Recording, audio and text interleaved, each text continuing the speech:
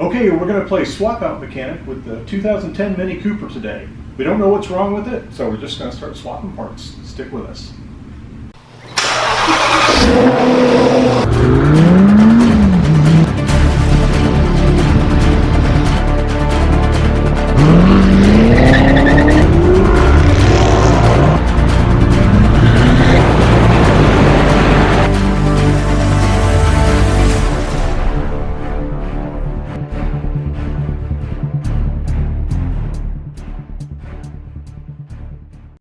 Welcome to the Full Octane Garage and another episode of many issues. This car has had many issues and we're trying to resolve each one of those many issues. So today what we have is an issue where we're driving down the road for about 20 miles and the car will just lose all power. We still have all the lights in the dashboard, everything's good, but we just lose power. So we pull off to the side of the road, we let the car sit for about 2 to 3 minutes, try to fire it back up, it runs for another 10 minutes down the road. There are no check engine lights when this occurs, so this is really problematic trying to figure out what it is. It's something heat related. It only happens, has only happened to us when the temperature was above 75 degrees when we took it for a long drive. So some people have suggested that we replace the crank position sensor.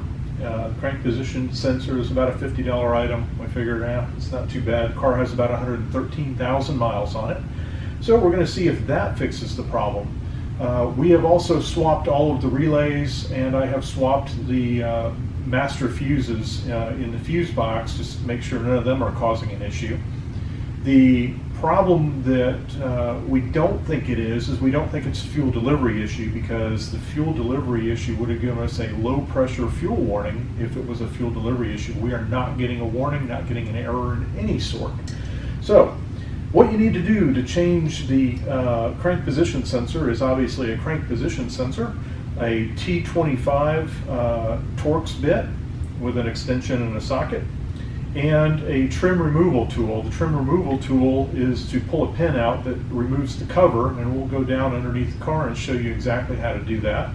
And then you unplug the wire and you remove the device. So we're going to get right to it. We'll come back up top when we're done and finish this thing out. Okay, so now we're under here and we're going to have to pull this little pin out. See if we can get it to budge.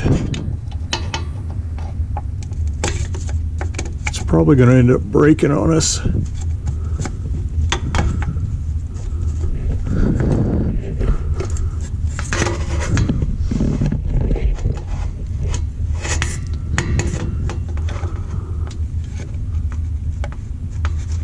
Ah, there we go.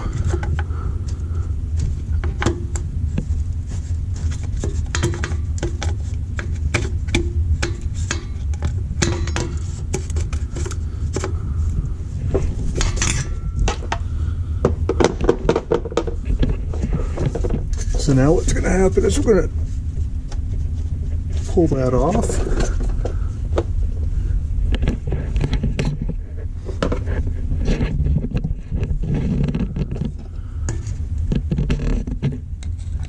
And we're going to take a screwdriver and pry this off a little bit.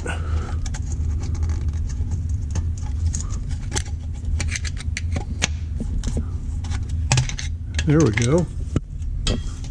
And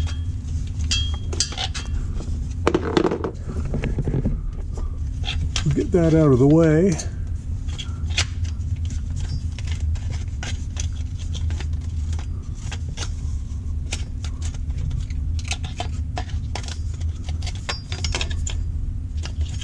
There we go. We'll put that back on a little bit later. It'll go back on the same way.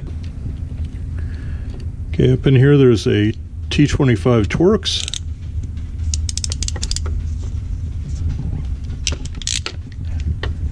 And we're just going to... The T25 Torx stays with the sensor, so we're just going to unscrew it all the way. We shouldn't have an issue dropping it, hopefully.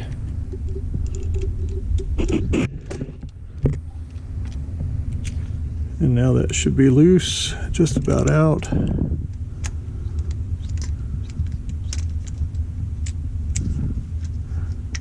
And there we go, we've got it out. And what we're going to do is we're going to lift the little clip, which is going to be a two-handed job. So basically what we're going to do is we're going to lift this clip here, remove it, and come back for the install. Okay, this is what it looks like when it's out. Mine was a little greasy and grimy up. We cleaned it up. We also took some contact cleaner and cleaned out the wire housing so that we wouldn't have an issue. So now we're going to put this thing back in. At least attempt to put it back in.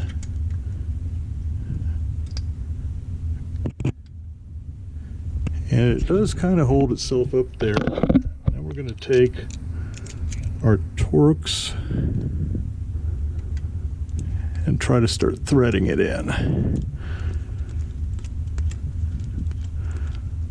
We're going to hand tighten this. You don't want to force it in. You want to, as it's going in, you want to kind of wiggle it and make sure it's fitting on the notches. This one seems to be doing fine.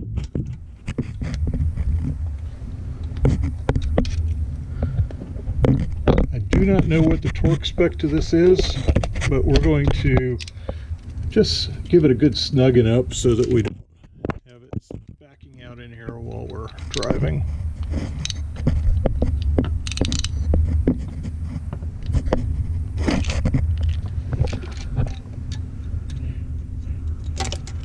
We'll put the wire back on and button it up. Okay, the new crank position sensor has been installed. We took the car out for a test drive. We drove it about 2 or 3 miles, came back to the house, we parked it outside, and we let it run for about 50 minutes. That's the longest it's ever run. Now, granted, this was sitting in the driveway at idle. I wanted to make sure that worked before I take it on the road again, so we'll have a follow-up on this, but we're going to head out on the road tomorrow with it, take it for a 20-30 mile drive and see if it actually works. It should be fairly warm tomorrow. And baby steps. So thanks for being with us. Full Octane Garage. Don't forget to like and subscribe. Tell all your friends about the cool content we're doing, and we look forward to seeing you in the very near future.